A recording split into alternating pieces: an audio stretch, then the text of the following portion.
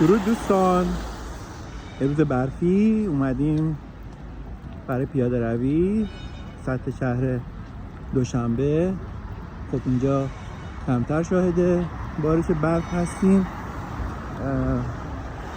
و باید این فرصت رو مغتنم بشماریم، بیاین ببینیم از این برف لذت ببریم و امیدوارم که شما هم بهره مند بشید. همونطور که میبینید فضای شهر بسیار مطبوع شده و بسیار دلانگیز هست.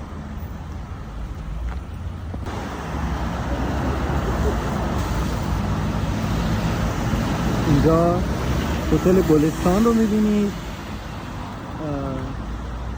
که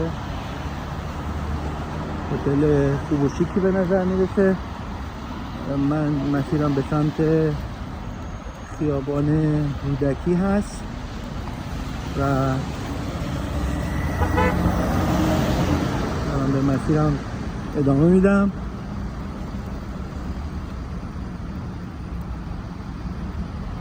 شما رو در این پیاده روی همراه میکنم. این شماره هایی که روی ون ها میبینید مثلا منطقه خاصی هستش که اینها تردد میکنن، یعنی یه حوزه خاصی رو پوشش میدن و مسافرها با توجه به دیدن اون شماره که روی ون هست میتونن مسیر خودشون رو انتخاب بکنن و سوار ماشین بشن که خب عمدتاً کم هزینه تر هست از تاکسی. بریم سمت چپ هم میبینید داروخونه و یه سری مغازه های دیگه اینجا هست. یک زوج چینی الان از کنار من رد شدن. من در شهر دوشنبه شما چینی های زیادی رو میتونید ببینید در سطح شهر که عمدتاً برای کار و پروژه های عمرانی و ساخت و ساز به دوشنبه در واقع مهاجرت کردن و اینجا کار میکنن. اون قسمتی که ما الان میخوایم بریم ترافیک هستش و ترافیک سنگین مرکز شهر که خیابان رودکی میشه.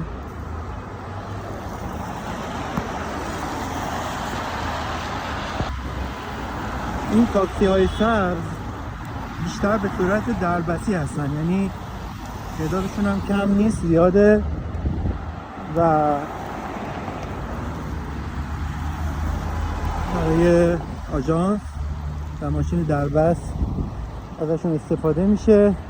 اینطوری هستش که مردم داخل خیابونا وای میسن و فقط دستشون رو تکون میدن به نشانه این که تاکسی نگه داره و اینا هم نگه میدارن. فکر میکنم تاکسی های آنلاین و اینا اینجا کلا کمتر باشه، البته هست ولی به اون صورتی که ما در ایران اسنپ و پپسی و نمیدونم این شرکت های مسافرتی رو داریم فکر نمی کنم به اون صورت باشه، البته شاید اطلاعات من کم باشه. در صورت با شما همراه شدیم و اومدیم در سطح شهر. کم کم دست منم داره یخ میزنه ولی خب یکم ادامه بدیم. میارزه که یکم با مردم تاجیک و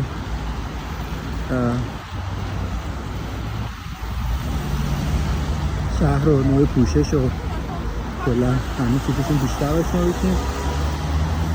اون بر یه رستوران ایتالیایی هستش که من در یوتیوب هم گذاشتم، فضای داخلیش رو که بازی به خوبی هم خورد، میتونید برید ببینید. میخواستم برم اون بر ولی متاسفانه 60 ثانیه باید اینجا بیستم تا سبز بشه.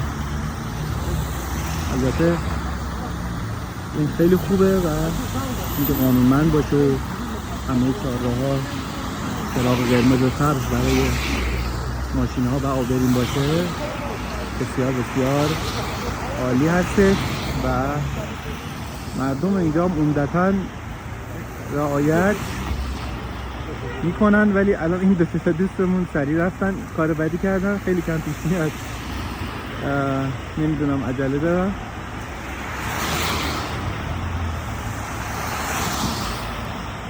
من تو این 6 ماه خیلی کم دیدم، شاید ندیدم که اینجوری یهو برم وسط خیابون از قدر از شانس ما این اتفاق افتاد.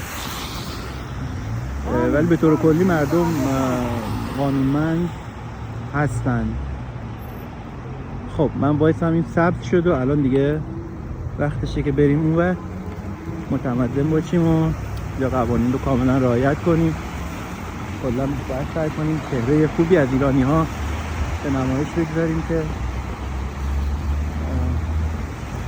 ذهنیت خوب تاجیک ها همچنان به ایرانی ها خوب باقی بمونه، همونطور که ما ذهنیت بسیار خوبی نسبت به تاجیک ها داریم و کلا مردم ایران تاجیک ها رو دوست دارن. فکر میکنم تاجیک ها هم ایرانی ها رو دوست دارن و این متقابل هست، این احترام و این تعامل. امیدوارم که به همین سبک بمونه. خب دوستان، امروز خواستم که شما رو در این روز برفی سهیم بکنم و امیدوارم که خوشتون اومده باشه. تا دیداری بعد، فعلا خدا نگهدار.